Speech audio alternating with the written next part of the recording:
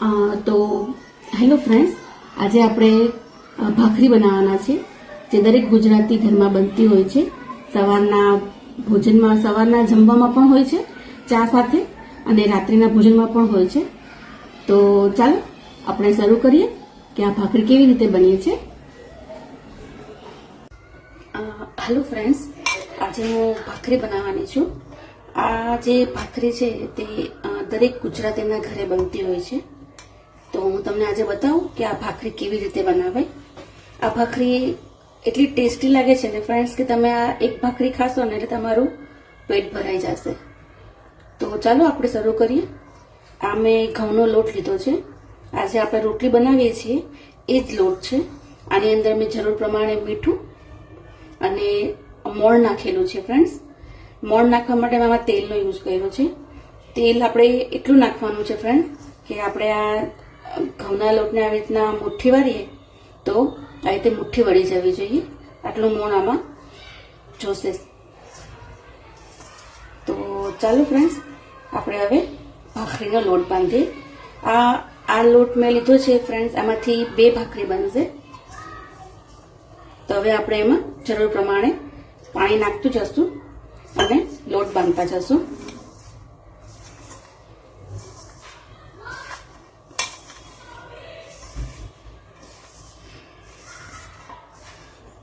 આટલો લોટ બાંધવામાં ફ્રેન્ડ્સ આપણને 1 કપ જેટલું પાણી જોશે.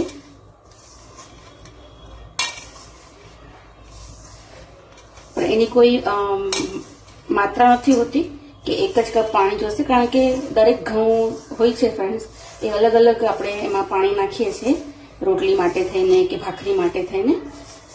તો આપણે આમાં જોઈએ એ પ્રમાણે લોટ બાંધવાનો. આ લોટ છે ને કઠણ હોય છે, રોટલી જેવો કે પરોઠા જેવો નથી બાંધવાનો હોતો. એટલે થોડું થોડું પાણી નાખતું જવાનું અને લોટ બાંધતું જવાનું.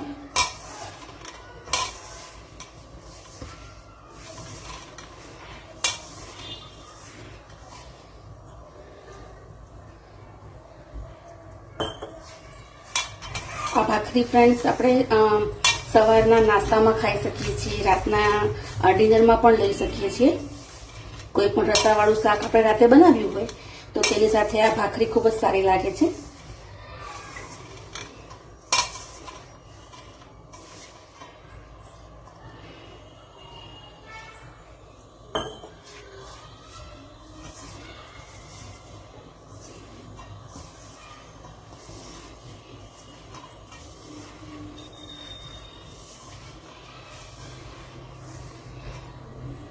આ રીતે મસળતું જવાનું છે અને લોટ બાંધતું જવાનું છે ફ્રેન્ડ્સ.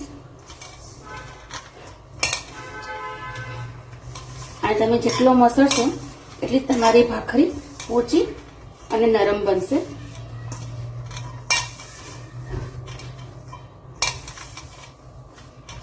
જોઈ શકો છો ફ્રેન્ડ્સ તમે કે આ કેટલો કઠણ લોટ છે. હવે આમાં વધારે આપણે પાણી નહીં નાખીશું ફ્રેન્ડ્સ.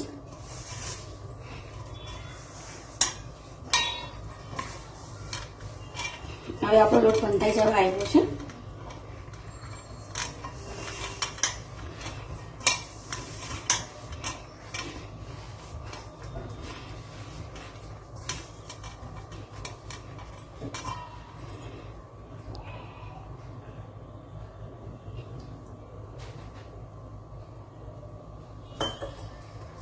હવે પાણીની જરૂર નહીં પડે ફ્રેન્ડ્સ.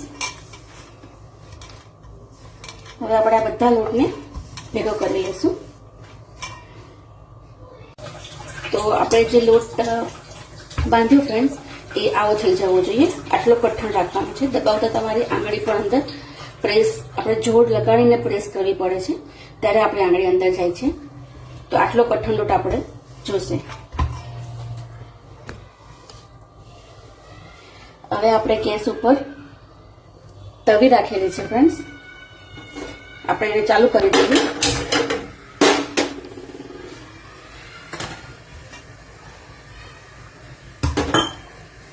હવે આપણે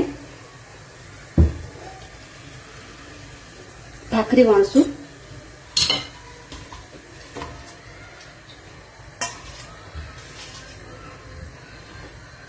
તો આવી રીતે એને હાથથી જ આપણે ગોળ કરવાની છે.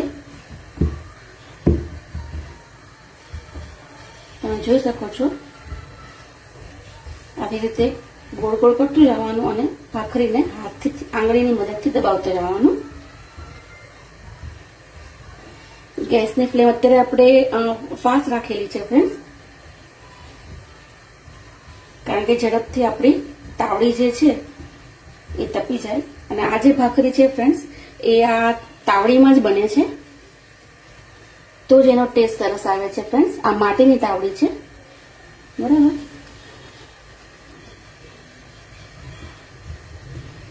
હવે આપણો આ જે લોહો છે એ ગોળ થઈ ગયો છે ફ્રેન્ડ્સ.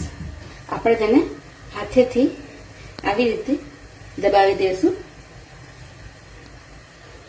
અને આવો એક ગોળ તૈયાર કરશું. હવે આપણે તેને વણી લઈએ. આ વણતું જવાનું ફ્રેન્ડ્સ, અને જે એની આ ધાર છે એ થોડી થોડી ફાટી ગયેલી હોય તો એને આપણે આવી રીતના હાથેથી દબાવી દઈશું.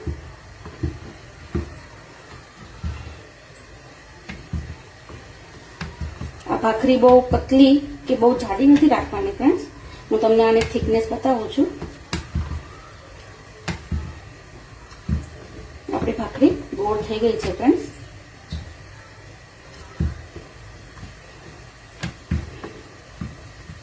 જોઈ શકો છો તમે, આપણે જે આ ભાખરી છે એની જે આ થિકનેસ છે એ આપણે આટલી રાખી છે. હવે આપણે આ તાવડી છે ફ્રેન્ડ્સ એ પણ તપી ગઈ છે, તમે જોઈ શકો છો. તો ગેસની ફ્લેમને આપણે થોડી મીડિયમ કરી નાખશું કે આપણી ભાખરી બળી ના જાય. હવે આપણે એને આવી રીતે નાખી દઈશું.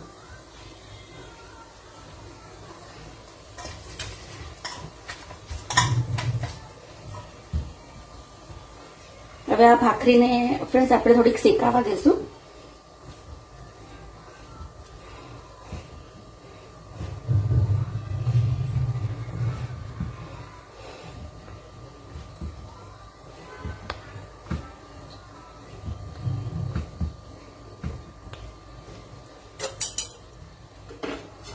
આ રીતે હળવેથી આપણે જોશું ફ્રેન્ડ્સ, આપણી ભાખરી શેકાવા આવી છે, પણ થોડી હજી આપણને સેજ શેકવી પડશે એને. તો એને આવી રીતના પલટાવતું રહેવાનું.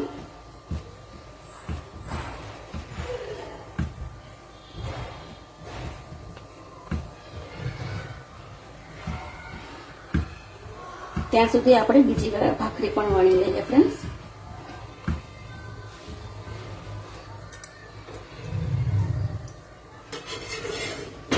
જોઈ શકો છો ફ્રેન્ડ્સ, આપણી ભાખરી એક બાજુથી સરસ શેકાઈ ગઈ છે. હવે આપણે એને આમ દબાવી દઈશું એટલે જે એનું નીચેનું જે પડ છે ફ્રેન્ડ્સ એ પણ સરખું શેકાઈ જાય.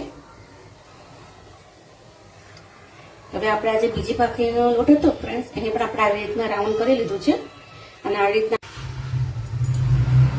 હવે આપણે આ ભાખરીને ફેરવી નાખીશું.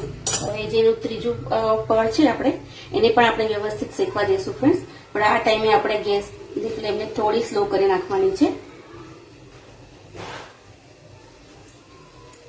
તો જ આપણી જે ભાખરી છે એ અંદરથી સરસ શેકાઈ જશે અને દડા જેવી ગોળ થશે, ફૂલી જશે.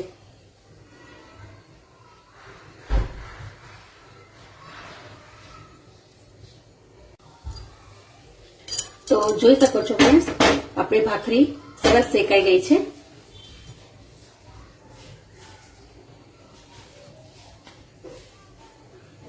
હવે આપણે તેને નીચે ઉતારી લેશું અને બીજી ભાખરી શેકાવા માટે થઈને રાખશું. હવે આ જે ભાખરી છે એમાં આપણે ઘી લગાવશું. તો આ મેં ઘી લીધું છે, એને આપણે સરખું સ્પ્રેડ કરી દઈશું અને આવી રીતે અંદર ખાડા પાડી દઈશું ફ્રેન્ડ્સ. એટલે અંદરથી પણ આપણું જે ઘી છે એ વ્યવસ્થિત અંદર સરખું ચોપડાઈ જાય. તો આપણી ભાખરી તૈયાર છે. એવી જ રીતે ફ્રેન્ડ્સ આપણે આ બીજી ભાખરી પણ શેકાવા રાખી દઈશું. જેનું એક પડ સરસ શેકાઈ ગયું છે. હવે આપણે એનું બીજું પડ શેકાવા દઈએ.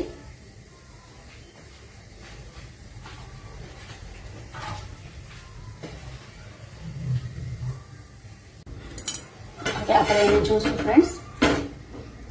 હજી થોડી કાચી છે, જેને થોડી શેકાવા દેવી પડશે.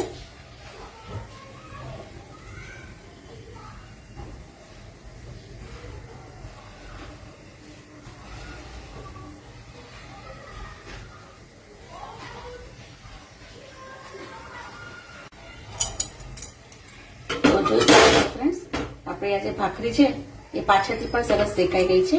તો આપણે એને આવી રીતે પલટી નાખીશું.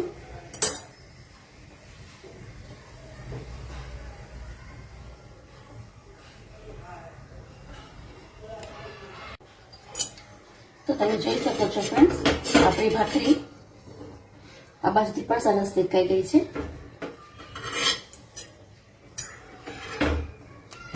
હવે આપણે તેને નીચે ઉતારી લઈશું અને એમાં પણ આપણે ઘી સ્પ્રેડ કરી દઈશું. આવી રીતે ચમચીની મદદથી અંદર કરાણ પાડી દઈશું ફ્રેન્ડ્સ, એટલે ઘી અંદર વ્યવસ્થિત બધું ઉતરી જાય.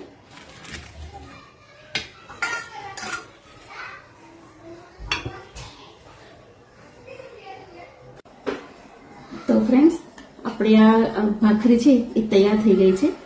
આપણે આ ભાખરી દૂધ, મરચાં અને આ લસણની ચટણી છે તેની સાથે ખાવાથી બહુ સરસ લાગે છે. અમારા ગુજરાતીના દરેક ઘરમાં રાત્રિ જમવામાં ભાખરી, દૂધ અને આ લસણની ચટણી છે ફ્રેન્ડ્સ. તમને અગર આ લસણની ચટણીનો વિડીયો જોતો હોય તો મને કમેન્ટ કરીને જરૂરથી કહેજો, તો હું આની રેસીપી પણ જરૂરથી લઈને આવીશ ફ્રેન્ડ્સ. તો તમને મારો આ વિડીયો કેવો લાગ્યો તે કમેન્ટમાં જરૂરથી કહેજો. લાઈક, શેર અને સબસ્ક્રાઈબ કરવાનું ભૂલતા નહીં ફ્રેન્ડ્સ. Thank you.